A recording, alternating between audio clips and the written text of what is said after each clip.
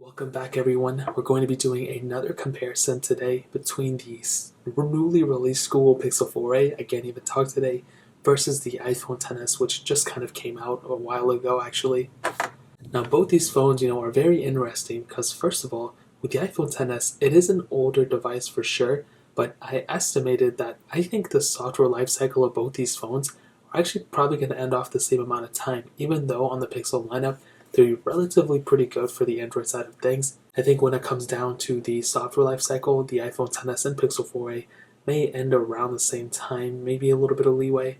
And funny enough, the size-wise, they're almost identically the same. They're almost, the same size when it comes down to it. The screen sizes are almost the same too, which is really cool too. Now, if you have all the money in the world, even right now in the used market, iPhone XSs are still selling in the used market than the Pixel 4a brand new. You can get one of these for about $350, where you'll probably be lucky to find an iPhone XS for around $400. It's most likely going to be around $500 as of this point. Once the new iPhones come out, those are probably going to go down a little bit more.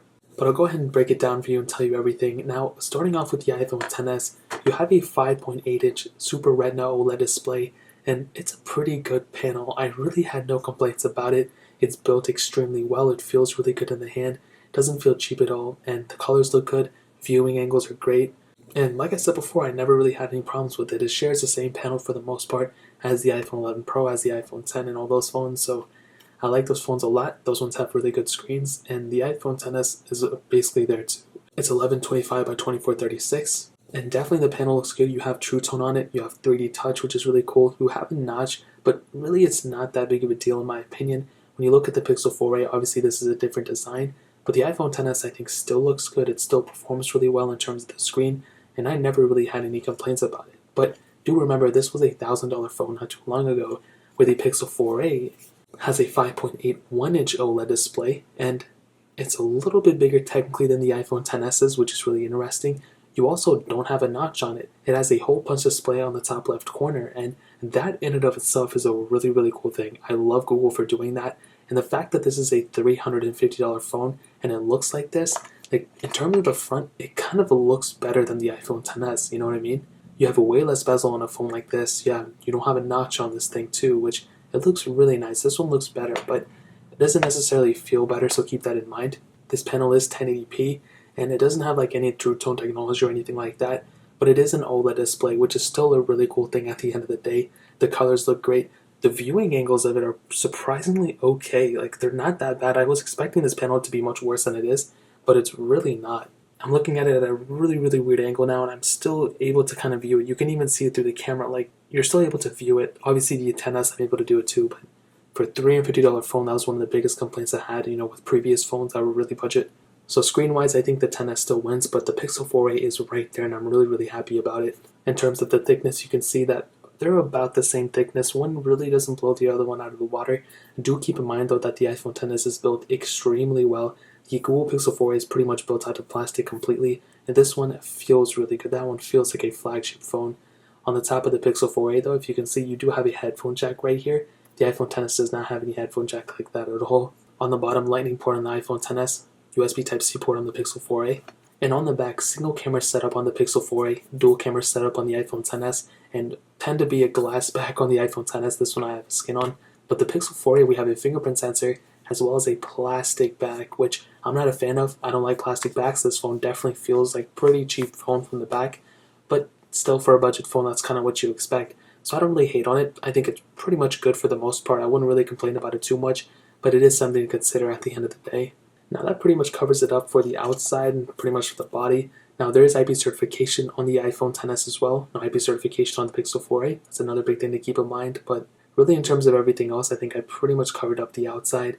Hitting on the software, they're both on, pretty good versions of software. This one's on Android 10. This is actually on the iOS 14 beta right now, but it'll get better over time. So I'm not going to talk about the stability. What I am going to talk about is the longevity. And in terms of this one, the XS I think is still going to outlast the Pixel 4a. The Pixel 4a is going to get Android 11, 12, and then 13. I think it's going to stop at Android 13. So pretty much, 3 more years of life cycle. With the XS, it's getting 14, 15, 16, and I think it'll end around 16 or 17, but you're still going to get an extra year of software support in terms of security updates on a phone like an iPhone XS, where you may get security updates for a little while on the Google Pixel 4a, but I still feel like the XS may still outlast the Pixel 4a when it comes down to software. I guess we'll see what happens in the future, but it's not like one's going to completely outlast the other one. They're both going to be really good, so I think at the end of the day they're going to be okay, but and I wouldn't even worry about the software updates right now because both these phones are going to be lasting for a very long amount of time. So in terms of the software, that pretty much covers it. I'll go ahead and hit on the performance, and I'll go ahead and throw a little bit of speed comparison in there too. The iPhone XS has a Apple A12 Bionic chip, hex-core CPU with 4 gigs of RAM in each model, with the Pixel 4a has a Qualcomm Snapdragon 730G chipset, an octa-core CPU, an Adreno 618 GPU, and 6 gigs of RAM on the only one model that it has. So with that being said, I have some similar apps on here too, so let me go ahead and run a speed comparison and see which one is the faster one. Okay, I'm back. I have all the apps cleared out in the background. No, I don't. Okay, let's go and figure all these things out. I have some third-party apps that I installed this way, so let me go ahead and run through some of these. Facebook, 3, 2, 1. And iPhone XS is actually faster there. Pixel 4a was a little bit slower. Twitter, 3, 2, 1. I think the iPhone XS was a little bit faster there. The Pixel 4a again was a little bit slower. Quizlet, 3, 2, 1. I think the Pixel 4a was actually a little bit faster there. Netflix, 3, 2, 1.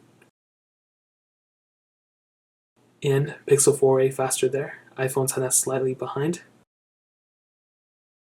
Let's do Temple Run, the original one, 3, 2, 1. I may have to restart this one, so I'm probably going to have to do that. And no, I did not.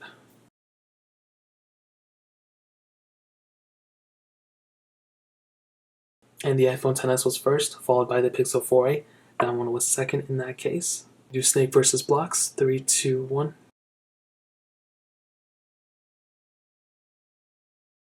And iPhone XS was a little bit behind. Pixel 4a was definitely ahead of that one. Getting into some speed comparison, let's see if there's a difference. And there may be. They're about the same when it comes down to the speed comparison. For that specific app, we can do Temple Run 2, 3, 2, 1. Now these two aren't a little different of a version, but they're almost the exact same thing. It's the exact same thing at the end of the day.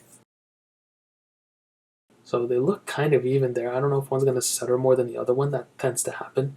And that one was pretty tough. I honestly don't know. I think you guys will be able to tell over the camera. But I'll go ahead and do a little bit of this one, see if there's any stuttering, which I don't think there will be. I'm actually pretty surprised how well the Pixel 4a is handling. Again, this used to be a $1,000 phone, the iPhone XS.